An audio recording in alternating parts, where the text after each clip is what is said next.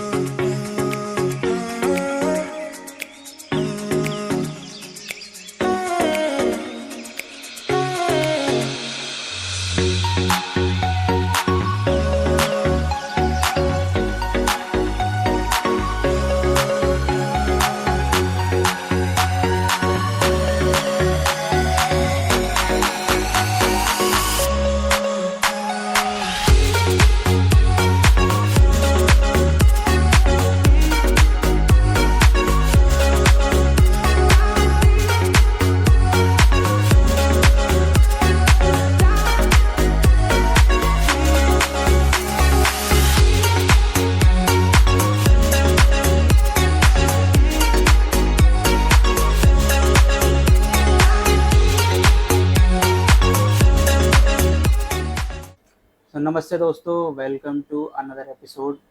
आज हर बार की तरह मेरे पास एक ऐसे गेस्ट आ रखे हैं जिनको आपने एज़ यूजुअल कैफ़ेज़ में देखा होगा।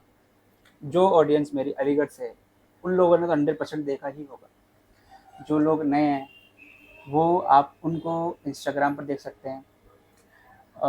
एमरोज़ बैरिस्टो के नाम से भैया का कैफ़े है। तो मैं जल्द से भैया को मिलवाता हूँ आप लोगों से। सो हेलो भैया। चलो भैया। भैया का नाम अरुण है। तो भैया पहले आप अपने बारे में हमारी ऑडियंस को बताइए, आप कौन हो, क्या करते हो, जी एक बार छोटा सा इंट्रोडक्शन दीजिए। जी जी जी, तो मैं अलीगढ़ का ही रेसिडेंट हूँ वैसे तो। पर मैंने 12th स्टैंडर्ड कराया अलीगढ़ में ब्लूबर्ड सीनियर सेकेंडरी स्कूल से। उसके बाद मैं दिल्ली चला गया जॉब करने के लिए। फिर मुझे अराउंड 14 ईयर्स का कॉर्पोरेट एक्सपीरियंस है। Last I started last I worked in Paytm before I started my business. और अभी मैं अपनी बेकरी एंड कैफ़े रन कर रहा हूँ। और मेरा पैशन है बेकरी काफ़ी टाइम से। मैं चाहता हूँ कि अच्छा खाने को मिले लोगों को इन डिसेंट कम्पिटिटिव प्राइसिंग, ताकि वो टेस्ट भी बटे और सबके पास अच्छी चीज़ जाए। हाइजीनिक लोग खाना खाएं, हाइजीनिक लोग केक्स खाएं, हाइजीनिक चीज़ें लोगों के घर तक पहुँचें सस्ते और अच्छे कॉम्पिटिटिव प्राइसेस में। तो दैट इज़ इट। बाकी let's see how it goes. तो आपको आपने भैया ये बोला कि आपको 16 इयर्स का कॉर्पोरेट 14 एक्सपीरियंस है, ईयर्स का, 14 14 इयर्स ईयर्स का। का जी। ओके। तो आपने कॉर्पोरेट लाइफ को छोड़ करके ये बेकरी और कैफ़ेज़ में क्यों एंटर किया? कॉर्पोरेट लाइफ तो सर बहुत अच्छी थी, बहुत अच्छी सैलरी थी। मतलब 5 फिगर्स तो थी एटलीस्ट, उसके ऊपर ही थी।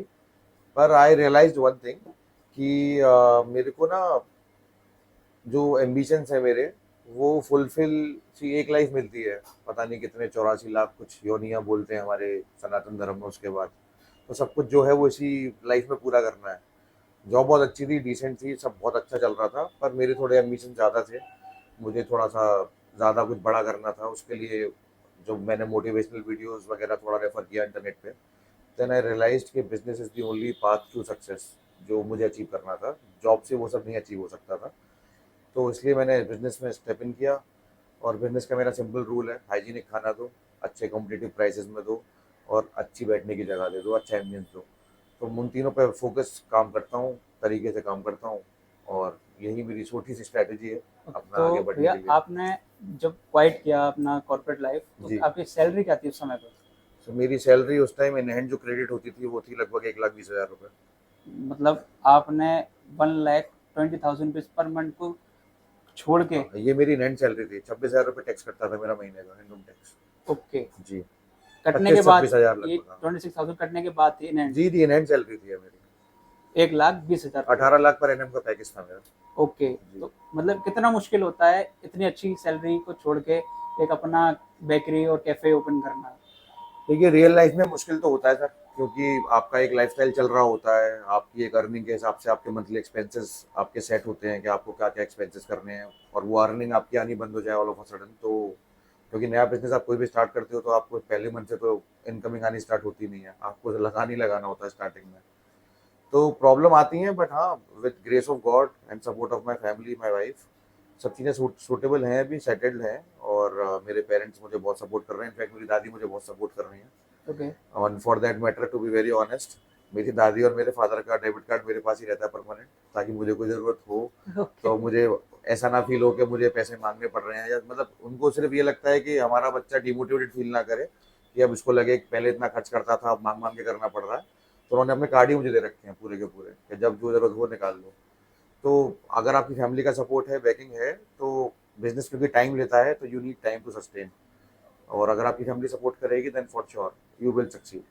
तो मतलब जब आप कॉर्पोरेट जॉब कर रहे थे, जी वो भी 14 ईयर्स का एक एक्सपीरियंस भी एक ऐसा होता है कि किसी के भी माइंड में क्वेश्चन नहीं आता कि अब इतने अच्छे पैकेज आपने बोला 18 लाख रुपीज़ जी जी जी, पर पर एनएम का एनम। जो जी पैकेज था उसको छोड़ के मैं कोई बेकरी या कोई कैफ़े ओपन करूँ। जी। तो जो बंदा 14 ईयर्स किसी ऐसी जगह पर दे देता है, तो उसके माइंड में कैफ़े से भी अलग बहुत सारे थॉट्स आते हैं फॉर जी बिजनेस जी जी करने जी के। जी। तो आपने केवल कैफ़े ही क्यों चुना? सर, बेकरी का मेरा मेन कारण जो था वो ये था कि one of my friend is doing bakery from 2012। तो I have seen his growth path, और मैंने देखा है कि वो किस तरीके से मेहनत करके आगे बढ़ा जा सकता है इस लाइन में। थोड़ा सा मेरे को वहाँ मैंने, क्योंकि मैंने उनकी शॉप भी संभाली है स्टार्टिंग में, इनिशियल फेज में, तो मुझे चैलेंजेस भी पता थे, कुछ चीज़ें समझ में आ गई थी बेकरी के बारे में। फिर वो मेरा बहुत अच्छा फ्रेंड है, तो हमारी बात भी होती रहती है बिजनेस के रिलेटेड उससे, और हमारे सामने ग्रो कर रहा है, दिख रहा है हमें, मतलब वो नहीं बताएगा तो भी हमें दिख रहा है, गाड़ियाँ चेंज हो रही हैं, घर खरीदे जा रहे हैं, लैंड खरीदी जा रही है, प्रॉपर्टीज इकट्ठी हो रही हैं। तो मुझे एक होता है, एक आपको एक डायरेक्शन चाहिए होता है कुछ भी स्टार्ट करने के लिए। तो मुझे बिजनेस करना था, ये तो क्लियर था। डायरेक्शन मुझे मेरे फ्रेंड से मिल गया कि ये लाइन ऐसी है जहाँ पे अगर आप अच्छी क्वालिटी कॉम्पिटिटिव प्राइसिंग में दे दोगे देन यू कैन सक्सीड। तो मतलब आपको कैफ़े और बेकरी का आइडिया आपके फ्रेंड्स को देख कर जी के जी, आया है? फ्रेंड्स नहीं, एक मेरा बहुत अच्छा फ्रेंड है, उसकी बहुत अच्छी चेन है आउटलेट्स की दिल्ली एनसीआर में, किस नाम से? केक स्पॉट नाम से है। ओके। तो उस वो he is a very close तो फ्रेंड ऑफ माइन। आपने, अगर वो चेन कैफ़े चेन है उनकी, तो आपने उनकी चेन क्यों नहीं वो करी? सर, नौकरी छोड़ी है, जॉब तो किसी और की भी कर रहे थे, उनकी चेन ले लेते तो फिर उनके डायरेक्टली इनडायरेक्टली एम्प्लॉय हो जाते। तो जी, अपना कुछ करना था ना, नौकरी छोड़ी इसलिए थी कि अपना कुछ करना है। ओके। हालांकि ये भी ऑफर था कि चेन ले लो, जी। हमारे दिमाग में भी था कि चेन ले लेंगे तो आसान रहेगा, क्योंकि नए बिजनेस में तो एक चैलेंज अच्छा खासा वहाँ पे मार्केटिंग मिलती है। अच्छी खासी मिलती है। उसके 15 आउटलेट इस टाइम दिल्ली एनसीआर में, नहीं, सिर्फ मैं वही गुड़गांव बोल में रहा हूँ, 3 अगर है। आप अपना एक आउटलेट मुझसे खोलते हो, आपकी अच्छी खासी एक मार्केटिंग पर मिलती है। सर वो फिर अपना एम्पायर नहीं होता ना, वो इनडायरेक्टली, फिर जैसे हम पहले जॉब में किसी और के लिए, किसी और कंपनी के लिए काम कर रहे थे, फिर हम यहाँ काम करते, उनकी फर्म के लिए काम करते, तो फिर वो अपना कैसे कुछ डेवलप होता। ओके। तो जब आपने कैफ़े ओपन किया, तो जी चैलेंजेस क्या रहते हैं? सर, बहुत चैलेंजेस रहते हैं। आपको रॉ मटेरियल के सप्लायर ढूंढने में सबसे बड़ा चैलेंज आता है ओके। कि आपको सामान लेना कहाँ से है। ओके। फिर रॉ मटेरियल के सप्लायर के बाद आपको इंटीरियर कराना पड़ता है पहले शॉप का, क्योंकि आजकल के ज़माने के हिसाब से आप बेसिक एक शॉप तो खोल नहीं सकते चार दीवारों के साथ, you can not start business. Yes, क्योंकि यस। वो जब तक, मतलब मैंने कहीं से सुना था, जो मुझे बहुत इंटरेस्टिंग और बहुत सही लाइन लगती है, कि जब भी आपका कोई कस्टमर आपकी किसी खाने पीने की चीज़ की शॉप है, या मिठाई की शॉप है, या कैफ़े है, या कुछ भी है, रेस्टोरेंट है, इंडियन है, कोरियन है, कुछ भी है, तो पहले कस्टमर को वो चीज़ आंखों से अच्छी लगनी चाहिए। जी, बिल्कुल। जब तक वो आंखों से अच्छी नहीं लगेगी, जब तक कस्टमर स्टेप इन नहीं करेगा। जब कस्टमर स्टेप इन करेगा उसके बाद ही कुछ ऑर्डर करेगा, उसके बाद ही वो जो आप रियल में जो आप सेल कर रहे हो वो उसके पेट में तब जाएगा, जब पहले उसकी आंखों को थोड़ा सहूलियत मिल जाएगी कि ये जगह अच्छी है, बढ़िया है, we can set and we worth it can है। Have some food.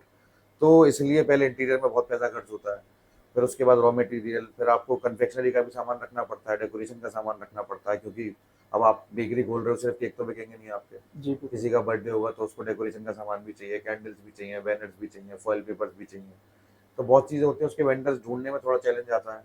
फिर कन्फेक्शनरी का सामान होता है, उसके वेंडर्स ढूंढने में चैलेंज आता है। पर हाँ, अगर आपने आपने दृढ़ संकल्प कर लिया है कि आपको करना है, तो फिर ऐसी कोई इतना बड़ा चैलेंज नहीं है जो नहीं हो पाए चीज़।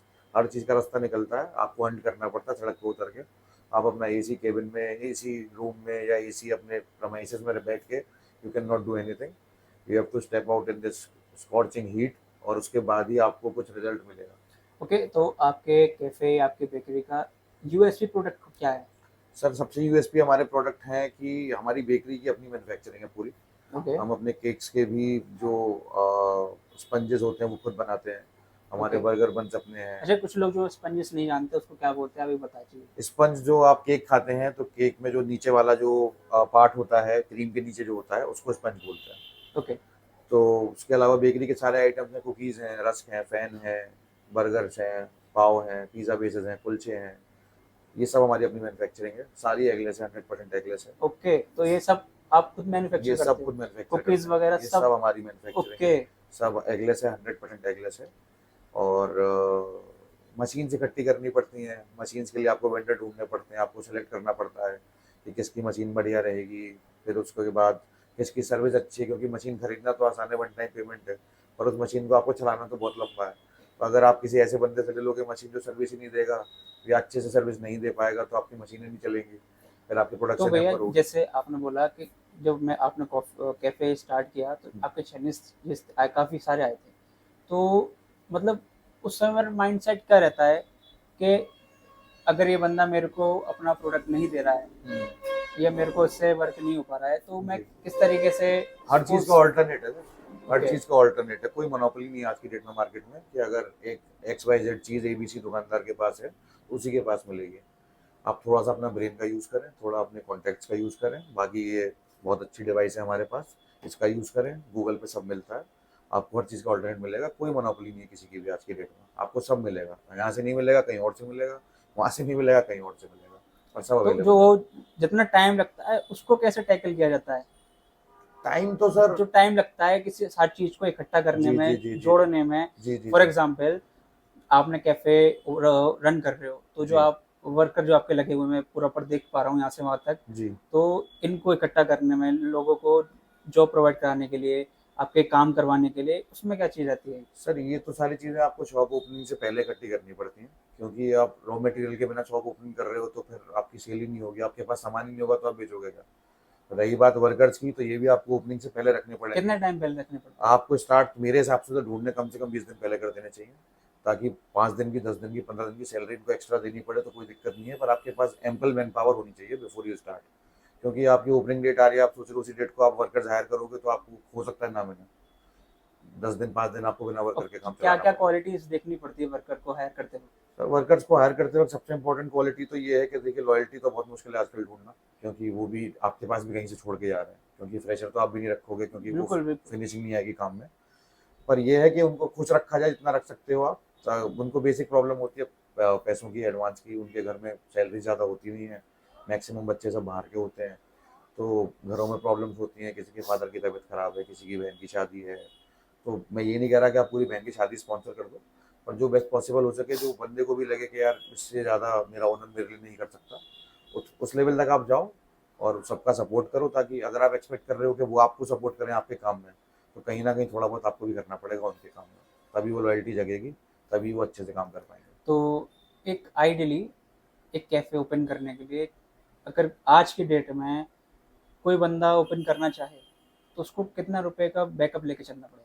सर, सिर्फ कैफ़े या बेकरी एंड कैफ़े? नहीं, क्योंकि जो दोनों आप में कर रहे अलग हो, अलग है। जो आप कर जो रहे हो। मैं कर रहा हूँ इसमें तो, जिस तरीके का मैं कर रहा हूँ इसमें तो बहुत पैसा लगेगा सर, क्योंकि मैं तो फुल फ्लेज सारा इंफ्रास्ट्रक्चर अपना खड़ा किया है। सारी मशीन्स मेरे पास हैं। मेरे पास मशीन ही करीब 7-8 लाख रुपए की हैं, ओके, जिनमें ये सब सामान बनते हैं। ओके। तो अगर आप फुल फ्लेज खोलोगे तो बहुत पैसा लगेगा, पर आप सोर्सिंग भी कर सकते हो। बहुत सारी फैक्ट्रीज हैं जो बिस्किट्स, फैन, रस्क ये सब बनाती हैं, आप वहाँ से खरीद के अगर अपनी शॉप में सोर्सिंग रख लो। करते हैं, तो कितने की कॉस्ट कटिंग हो सकती है? कि इससे कम नहीं हो सकता, इतना तो सर, आप मान के बात चलो। है, देखिए, दो तरीके के बिजनेस होते हैं। ओके, एक होता है कि मुझे आज बिजनेस करना है, आज ओके, पैसा कमाना है, कल ओके, का क्या होगा मुझे कोई फर्क नहीं है। एक होता है लॉन्ग टर्म विजन के साथ बिजनेस, कि मुझे आज करना है, मुझे अच्छी क्वालिटी देनी है ताकि लॉन्ग टर्म में मैं स्टैंड आउट कर पाऊँ। तो ओके। मेरा तो दूसरा वाला बिजनेस मॉड्यूल है, मैं पहले वाले पे काम ही नहीं करता। जी। तो मैंने इतनी अच्छी जॉब छोड़ी है तो मुझे कुछ ऐसा क्रिएट करना है कि अभी मुझे साल, 1.5 साल, 2 साल कुछ ना मिले, कोई प्रॉब्लम नहीं है, परंतु ऐसा चीज़ बना के दूँ बाजार में कस्टमर्स को कि वो जो रिपीट वर्ड ऑफ माउथ से कस्टमर आता है ना, वही सबसे इंपॉर्टेंट है। एक बार कस्टमर आपसे आगे कोई चीज़ ले जाएगा तो उससे कोई खास आपकी सेल पे फर्क नहीं पड़ेगा, पर वो चीज़ उस कस्टमर को पसंद आनी चाहिए ताकि वो कस्टमर अगली बार भी आए और अपने साथ के 10 लोगों को भी बताए कि यार वहाँ से लाओ, उसका रेट भी बहुत अच्छा है और उसकी क्वालिटी भी बहुत अच्छी है। तो इन चीज़ों में लगता है टाइम सर, ये 1, 2, 3 महीने में नहीं हो सकती, 6, 8 महीने लगेंगे आपको सर्वाइव करने में। 6, 8 महीने पैसे भी आपकी जेब से लगेंगे, मेरे भी अभी अपनी पॉकेट से पैसे लगे हैं। I am not even able to meet out the expenses of this operating cost, यहाँ की लेबर की सैलरी, रेंट्स वगैरह। तो आपको 6, 7 महीने सब का कुछ आप बैकअप। अभी अपनी पॉकेट से कर रहे नहीं, सब कुछ नहीं कर रहा पर काफी कुछ कर रहा हूँ। आपको थोड़ा बहुत खर्चा निकलना स्टार्ट हो गया है हो? पर ओके। पूरा नहीं निकल रहा। अभी मैं एट पार पे नहीं हूँ, ब्रेक इवन पॉइंट नहीं आया मेरा अभी, ओके। और ब्रेक इवन पॉइंट आने में थोड़ा सा टाइम और लगेगा। तो तो अभी कितना टाइम हो गया आपको ओपन करे? मेरे को भी 2.5 महीने हो गए लगभग। इससे पहले आपने कुछ और किया था? हाँ, इससे पहले एक बेकरी और है अलीगढ़ में, द बेक हाउस बिस्ट्रो। तो I was the founding member of that bakery. Okay.